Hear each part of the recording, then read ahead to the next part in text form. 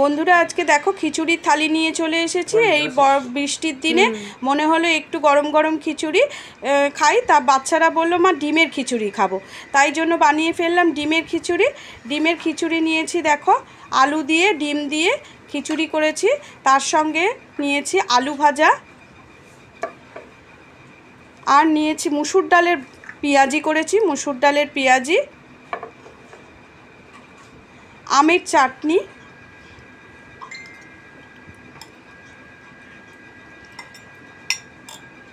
চাটনিটাকে বলো দুটো পাঁপড় দিয়ে যেতে।